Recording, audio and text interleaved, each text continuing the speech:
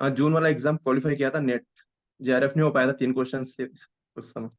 नहीं, paid course join नहीं तो किया था। आपने फ्री क्लासेस से और अपने सेल्फ स्टडी को दोनों को मिला करके इस एग्जाम को क्वालिफाई किया। तो पूरे क्वेश्चन तो मेरे सही नहीं हो पाए, पर हाँ मैंने 50% 60% इतने क्वेश्चन में सही करे। पेपर वन कैसा रहा आपका, उसमें क्या स्कोर था? मैंने ऐसे भी हम्म, जेआरएफ एस्पिरेंट के रिजल्ट देखे हैं जिनके 26 25 ऐसे करके जो क्वेश्चंस करेक्ट हैं उनके भी जेआरएफ हो जाते हैं। हाँ। सेकेंड अटेम्प्ट में आपने जेआरएफ निकाल लिया सेल्फ स्टडी से। जो चाहता है कि अब मैं अपने एग्जाम की तैयारी करूं, तो मुझे सबसे पहले फ्रॉम वेरी स्क्रैच मुझे सबसे पहले कहाँ से स्टार्ट करना चाहिए? युद्ध करने जा रहे हो तो आपको पता तो हो कि आपका शत्रु है कौन, तभी आप उससे लड़ पाओगे।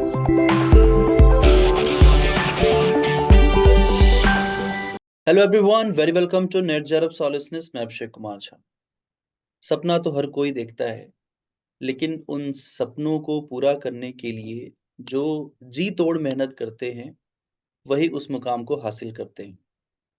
तो आज हमारे साथ ऐसे ही एक स्टूडेंट नारायण अतोलिया, जिन्होंने अपने सपनों को जी तोड़ मेहनत करके उन सफलताओं को हासिल किया है, जिसका सपना हर कोई देखता है। नारायण ने दिसंबर का एग्जाम जेआरएफ के साथ ज्योग्राफी सब्जेक्ट से क्वालिफाई किया है। इसके पहले भी वो एग्जाम देते रहे हैं।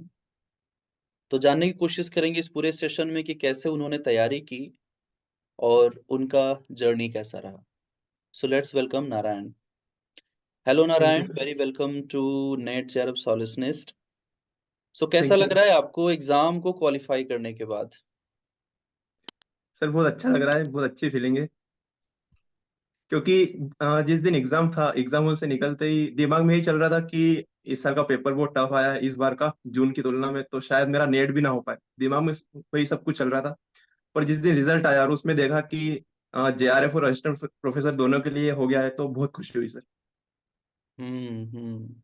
अच्छा नारायण, सबसे पहले हम लोग कोई भी बात शुरू करें उसके पहले आप अपने बारे में बताएं। हमारे सभी जो लर्नर्स हैं वो डेफिनेटली जानना चाहेंगे। सर मेरा नाम नारायण है और मैं मध्य प्रदेश के उज्जैन जिले से बिलोंग करता हूँ। उज्जैन जिले के पास एक गांव है बेड़ावन, वहां से। हम्म। सर मेरी आरंभिक शिक्षा गांव से हुई, 12th तक की।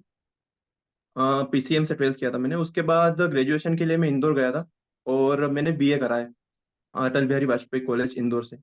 अच्छा। उसके पश्चात सर मास्टर्स मास्टर्स के लिए मैं वापिस घर पे आ गया और मैंने उज्जैन से ही मास्टर्स करी है, यहाँ विक्रम यूनिवर्सिटी से, जियोग्राफी सब्जेक्ट में। और मैंने सर मास्टर्स के रनिंग में 4th सेम में जून वाला एग्जाम क्वालिफाई किया था नेट। जेआरएफ नहीं हो पाया था 3 क्वेश्चन से उस समय। अच्छा, हाँ। तो वो 3 क्वेश्चंस की कमी जो थी वो दिसंबर में आकर के पूरी हो गई। हाँ सर, बीच में एमपी सेट का भी हुआ था अगस्त में, तो एमपी सेट भी क्वालिफाई हो गया था मेरा। अच्छा, साथ में वो भी हो गया। हाँ। तो नेट भी हो गया था और आपका सेट भी हो गया था, बस जेआरएफ की हाँ। जो थी वो कमी थी जो आपने दिसंबर के एग्जाम में हाँ। पूरी कर दी। हाँ। Good good. तो कैसे और कैसे मतलब किस प्रकार से आपने शुरुआत की अपने इस जर्नी की? क्यों सोचा आपने कि नेट ही जेआरएफ करना है? मतलब मैं अक्सर अपने वीडियो से बताता रहता हूँ कि नेट जेआरएफ करके आप क्या बन सकते हैं, असिस्टेंट प्रोफेसर बन सकते हैं और तमाम चीजें हैं। तो आपको कैसे मालूम चला, कैसे आपका झुकाव हुआ इस तरफ? सर 12th के बाद मैं सिविल सर्विसेज की ओर मुड़ गया था। पर जैसे ही सिविल सर्विसेज की जर्नी शुरू हुई, तो उसकी प्रिपरेशन चल रही थी। पर जैसे ही लॉकडाउन लॉकडाउन लगा, तो लॉकडाउन के दौरान मैंने सोचा कि क्यों ना इसके साथ अपना बैकअप भी एक रेडी रखे अपन अभी से। तो मैंने नेट वगैरह पे सर्च किया, देखा, तो मैंने सबसे ज्यादा सुटेबल अपने लिए पाया कि क्यों ना मैं यूजीसी नेट की प्रिपरेशन एक बार करके देखूं। तो हम्म। सर ये थॉट पहली बार लॉकडाउन के दौरान आया मेरे अंदर। वहीं हम्म। से मैं वीडियोस वगैरह देखता था, टॉपर्स के वीडियोस देखता था। तो बताते थे कि कैसे प्रिपरेशन कर सकते हैं अपन, कैसे नेट क्वालिफाई कर सकते हैं, जेआरएफ कर सकते हैं। उसके बाद आपके पास क्या क्या ऑप्शंस खुल सकते हैं। तो मैंने सोचा ये मेरे लिए बेस्ट रहेगा। तो वहां से ये विचार मेरे दिमाग में आया। ओके। तो मतलब आपने बताया आपने सिविल सर्विसेज की तैयारी शुरू कर दी 12वीं के बाद या 12वीं हम्म। से? नहीं, 12वीं के बाद। थोड़ा जल्दी नहीं जिस हो जब मैं गया ग्रेजुएशन सिविल सर्विसेज की तैयारी? सर चूंकि 12th के बाद इतना गाइडेंस नहीं था, तो पता चला कि यूपीएससी के भी एग्जाम होती है, उसके थ्रू आप अच्छी जगह जा सकते हैं, तो चले गए अच्छा। Without any guidance. इतना गाइडेंस नहीं था उस समय। अच्छा। अच्छा। खैर कोई नहीं, आपने सोचा, आपने इस बारे में सोच लिया और इसको शुरू किया अपने आप में वही बड़ी चीज़ है। सफलता जी सर। बड़ी सफलताएँ जो वो छोटी-छोटी सफलताओं से ही आगे बढ़ती हैं। अगर आपका जी ड्रीम सर। यूपीएससी है तो अभी आपने सेट क्वालीफाई किया, नेट क्वालीफाई किया, अब आप जेआरएफ क्वालीफाई कर लिए। तो आपके लिए ये एक सीढ़ी है कि आप एक-एक करके चीज़ों को अचीव कर रहे हैं, जो बहुत अच्छी बात है। आपकी मेहनत को दिखा रहा है कि आप लगातार किस तरीके से लगे हुए हैं। एक लगनशील और एक जो धैर्य के साथ जो स्टूडेंट तैयारी करते हैं, सफलता धीरे-धीरे उनको मिलती रहती है। पेशेंस, जी sir. All I can say is patience. Patience is very important thing. Hmm. Yes sir. तो ज्योग्राफी के लिए कैसे आपने शुरुआत की पढ़ाई अपनी? सर ज्योग्राफी में मुझे मैंने सिविल सर्विसेज के दौरान मेरा चूंकि ऑप्शनल भी मैंने रखा था ज्योग्राफी, हुँ, तो वहां हुँ। से मेरी प्रिपरेशन हो गई थी। और ज्योग्राफी के लिए मैंने मेनली कुछ बुक्स भी रिफर करी थी उस दौरान। कुछ यूनिट्स में प्रैक्टिकल ज्योग्राफी वगैरह है, वो मेरी इतनी कवर नहीं थी, बाकी यूनिट्स अधिकतर कवर थी मेरी। हुँ, तो मुझे केवल यूजीसी नेट का पीवाईक्यू वगैरह देखना था, उसका ट्रेंड देखना था ज्योग्राफी सब्जेक्ट में। तो वो हुँ, मैंने समझा, और उसके अकॉर्डिंग फिर आपके लेक्चर्स वगैरह जो प्रैक्टिस क्वेश्चन आप करवाते हो, तो वो भी मैंने बहुत सारे देखे, बहुत सारे प्रैक्टिस क्वेश्चन देखे। मैं हुँ, आपकी वीडियोस देखता था और साथ साथ स्क्रीनशॉट लेके रख लेता था, ताकि रिवीजन करने में जब उन क्वेश्चंस का रिवीजन करूँ तो जल्दी जल्दी अच्छे अच्छे से हो पाए, क्योंकि कॉन्सेप्चुअल क्लियरिटी पहले से ही थी। तो आपकी वीडियोस ने बहुत वहां पे हेल्प करी मेरी, कि क्वेश्चन प्रैक्टिस, क्योंकि किसी भी एग्जाम में क्वेश्चन प्रैक्टिस करना बहुत ज्यादा आवश्यक होता है। उससे नए आपने नए मतलब डायमेंशन खुलते हैं। हाँ, बिल्कुल। हम्म। आपने मतलब फ्री क्लासेस वगैरह सारा मेरा देखा था, राइट? जी। इस यूट्यूब पे। यूट्यूब पे देखा था। मीन्स आपने कोई पेड हम्म। कोर्स जॉइन नहीं किया था। नहीं, पेड कोर्स ज्वाइन नहीं तो किया था। आपने फ्री क्लासेस से और अपने सेल्फ स्टडी को दोनों को मिला करके इस एग्ज़ाम को क्वालीफाई किया। जी सर। बहुत बड़ी बात है। सेल्फ स्टडी देखिए बहुत ज़रूरी चीज़ है। मैं बार-बार बोलता रहता हूँ कि आपको पढ़ना है, चीज़ें आपको सीखनी है तो आपको अपने लेवल पे हार्ड वर्क करना पड़ेगा। खुद का एक जो हम्म। स्टडी का तरीका है वो डेवलप करना पड़ेगा। Being a G teacher sir. हम लोग गाइड करते हैं कि आपको क्या पढ़ना है, क्या नहीं पढ़ना है। और अक्सर मैं फ्री क्लासेस जो होती हैं यूट्यूब के ऊपर काफ़ी सारा कंटेंट है अपने यूट्यूब चैनल पे अगर आप देखें तो बहुत सारे वीडियोज़ हैं और most of hmm. Them study related ही हैं, कुछ भी ऐसा कंटेंट नहीं है जो फालतू की चीज़ों में जाए आपका समय। मैं बार-बार यही हम्म। बोलता हूँ स्टूडेंट से भी कि अगर जो लोग नेट क्वालीफाई करना चाहते हैं, वो आराम से वीडियो पूरा देख लें अगर, तो उनको बहुत फ़ायदा मिलेगा। ये बहुत अच्छी बात है और बहुत बड़ी बात है कि सेल्फ स्टडी और फ्री वीडियोज़ को देख कर के आपने क्वालीफाई किया। तो किस जी तरीके सर। का चैलेंज आपने फेस किया? स्टार्टिंग में क्या चैलेंज आपने फेस किया एज़ अ स्टूडेंट कि आपको लगा कि ये वाला मैं कैसे कर पाऊँगा, मेरे से कैसे हो पाएगा, ये टॉपिक में कैसे, ये सब्जेक्ट में कैसे कर पाऊँगा? सर इनिशियल फेज में तो ऐसा लगता है कि क्योंकि सिलेबस भी बहुत बड़ा है इसका, फर्स्ट पेपर और सेकंड पेपर का। तो स्टार्टिंग में लगता है कि इसको कैसे कवर करेंगे, पूरा सिलेबस पढ़ने के बाद मेरा हो पाएगा कि नहीं हो पाएगा, ये सब चीजें अंदर चलती रहती है। पर हुँ, जैसे जैसे मैंने शुरुआत करी, एक यूनिट को कवर करा, दूसरे यूनिट को कवर करा, तो उससे क्या हुआ कि अंदर से कॉन्फिडेंस बूस्ट होने लगा कि हाँ मैं अब कर सकता हूँ। जैसे पीवाईक्यू उसके साथ सोलो करे, तो उससे भी लगा कि हाँ मैं जो पढ़ रहा हूँ वही आ रहा है, वही पूछ रहा है, तो उससे थोड़ा कॉन्फिडेंस बिल्ड हुआ। तो स्टार्टिंग में चैलेंजेस थे, थोड़ी मेंटली चैलेंजेस भी थे कि इसको कैसे कवर कर पाऊंगा इतने बड़े सिलेबस को मैं। पर जैसे जैसे मैं सिलेबस के साथ सिलेबस पढ़ता गया, तो धीरे धीरे वो चीजें कवर होती गई। और जैसे जब सिलेबस मेरा कंप्लीट हुआ पूरा, फर्स्ट पेपर सेकंड पेपर दोनों का, और जब मैंने पीवाईक्यू वगैरह लगा के भी देखे, और उस साल का कट ऑफ मिला के देखा, तो सेटिस्फाई नंबर मेरे आ रहे थे, तो मुझे लगा कि शायद मेरा हो जाएगा। हुँ। अच्छा मैंने बहुत सारे इंटरव्यूज़ किए हैं जेआरएफ के लिए बट मेजॉरिटी ऑफ स्टूडेंट मेरे से पेड कोर्सेज़ में पढ़े हुए होते हैं। अभी कुछ हम्म। स्टूडेंट का ही मैंने जो फ्री क्लासेस के लर्नर रहे हैं, उनके सेशंस मैंने लिए। ये लर्नर्स की डिमांड भी थी कि सर ऐसे वीडियो ज़रूर लेकर के आइए। मैं चाहूँगा कि आप उन चीज़ों को ज़रूर शेयर करें कि एक इंडिपेंडेंट स्टूडेंट मतलब कि आप सारी चीज़ें खुद से प्लान कर रहे हो, खुद से सोच रहे हैं, उसको एग्ज़ीक्यूट कर रहे हैं। तो वो कैसे और आपने मतलब इतना सारा जो डिटर्मिनेशन है, वो कैसे आपके अंदर पहले से था या आपने एक-एक करके वन बाय वन चीज़ों को सीख-सीख करके आप आगे बढ़ते रहे? मैं चाहूँगा कि आप सभी लोगों से ये शेयर करें कि आपने पूरी अपनी जो तैयारी थी, वो कैसे इतना डिटरमाइंड होकर के किया? सर सेकंड पेपर के लिए मैं अपनी स्ट्रेटजी शेयर करूँ तो मैंने ये करा था कि सारी यूनिट्स अच्छे से देख ली, और मैंने ये देखा कि कौन सी यूनिट से बहुत ज्यादा क्वेश्चन पूछता है और मेरी कौन सी यूनिट अच्छी है। तो मैंने उसमें पाया कि जैसे जियोमॉर्फोलॉजी हो गई, ओशियनोग्राफी हो गई, इन्वायरमेंट जियोग्राफी हो गई, और फिर इंडियन जियोग्राफी मेनली, ये सारी यूनिट्स ऐसी थी जिससे बहुत ज्यादा क्वेश्चन पूछता है। और अगर उन यूनिट्स को अच्छे से कवर कर ले अपन सिस्टमेटिक ढंग से, तो वो क्वेश्चन बन सकते हैं, वो क्वेश्चन वहां पे गलत नहीं होंगे। तो मैंने ऐसे यूनिट्स को देखा और उनसे आए हुए क्वेश्चंस को देखा, तो मुझे चूंकि मेरी पहले से कंप्लीट थी यूनिट, अच्छे से मैंने पढ़ रखा था, कुछ कुछ और ऐड करने की जरूरत थी उसमें यूजीसी नेट के अकॉर्डिंग। तो मैं वो चीजें करता गया, और ये यूनिट्स मेरी बहुत अच्छी हो गई।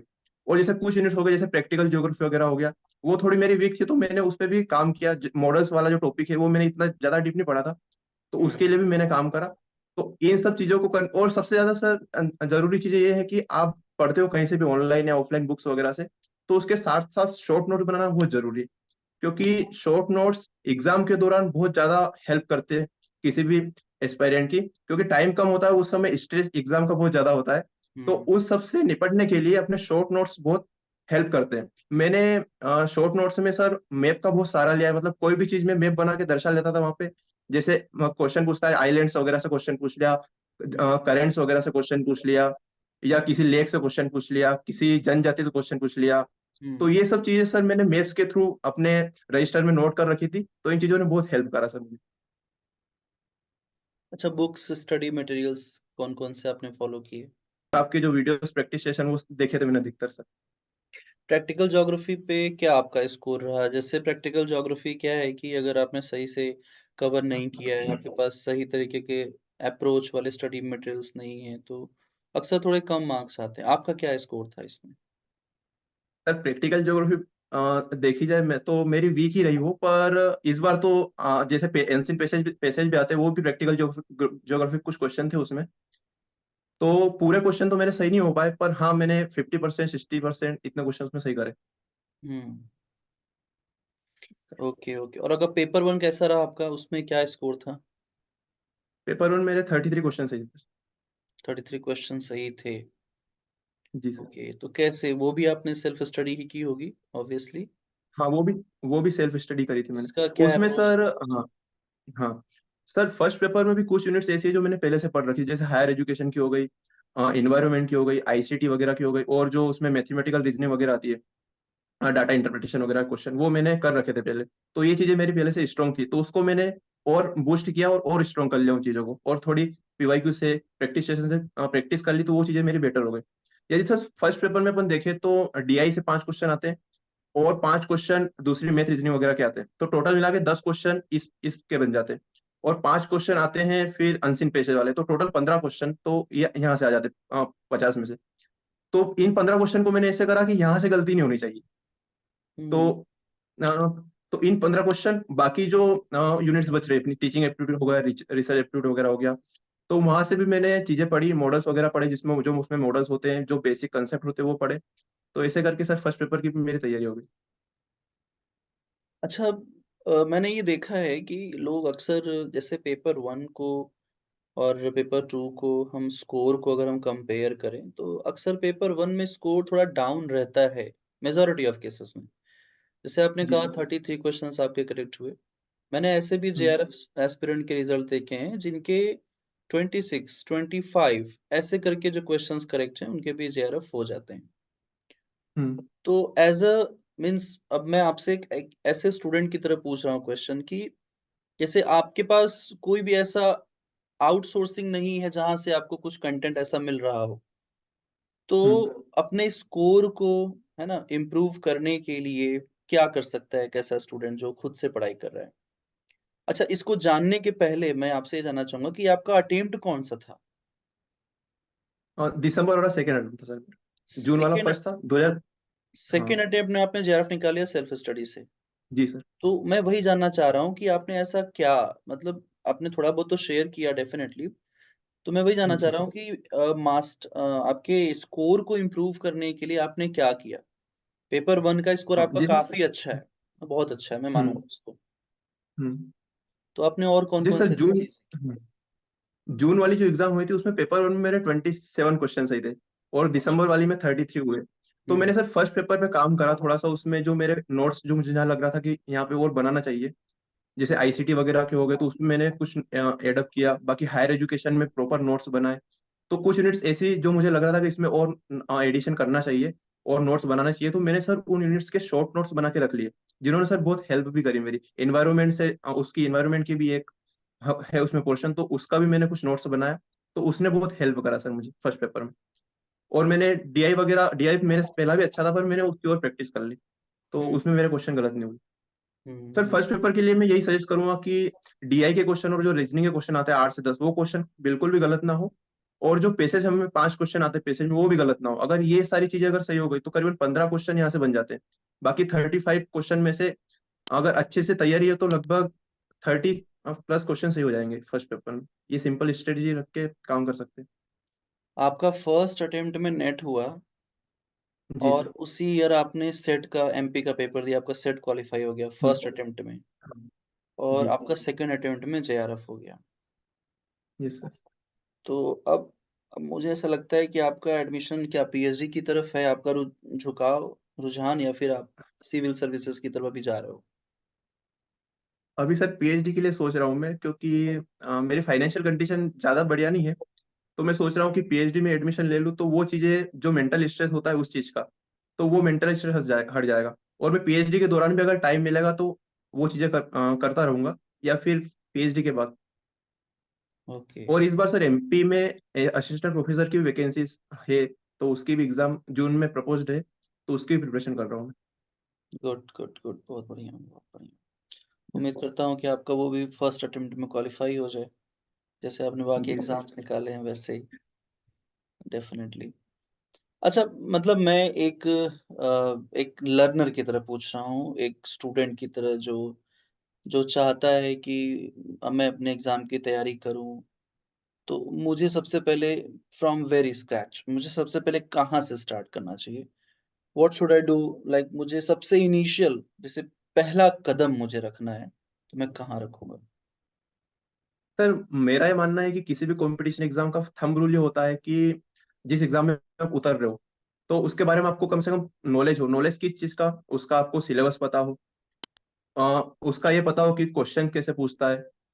तो ये सब चीजें आपको पता होनी जरूरी है। सिलेबस तो आपको एटलीस्ट पता होना ही चाहिए। अगर आपको किसी मैदान में उतर रहे हो, युद्ध करने जा रहे हो, तो आपको पता तो हो कि आपका शत्रु है कौन, तभी आप उससे लड़ पाओगे। सही तो बात। यहाँ पे आपको सिलेबस को समझना बहुत जरूरी है। अगर आप सिलेबस अच्छे से समझ लोगे तो उससे आपको, आपके दिमाग में ये क्लियर हो जाएगा कि मुझे प्रिपरेशन इसकी करनी कैसे है। सिलेबस आप पढ़ोगे तो आपको उसमें से कुछ पोर्शन ऐसा मिलेगा जो जिससे आप फेमिलियर होगे, तो वो चीजें आप अच्छे से कवर कर लोगे।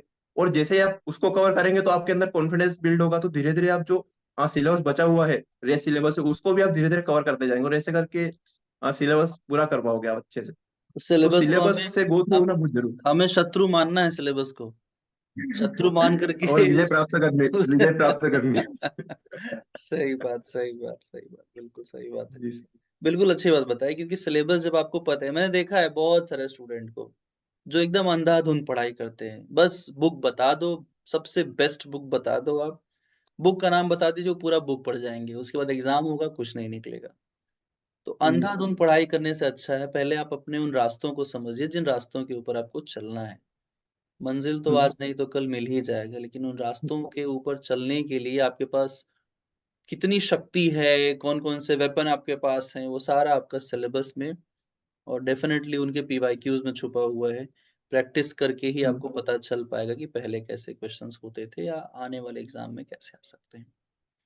बहुत-बहुत जी सर। शुक्रिया नारायण आपका आज के इस छोटे से सेशन के लिए। मैं उम्मीद करता हूँ जितने भी स्टूडेंट सेल्फ स्टडी से पढ़ाई करना चाहते हैं, खुद से पढ़ कर के एग्ज़ाम क्वालीफाई करने का सपना देख रहे हैं, आज का सेशन आपको बहुत सारा ज्ञान, नॉलेज और धैर्य भी देगा।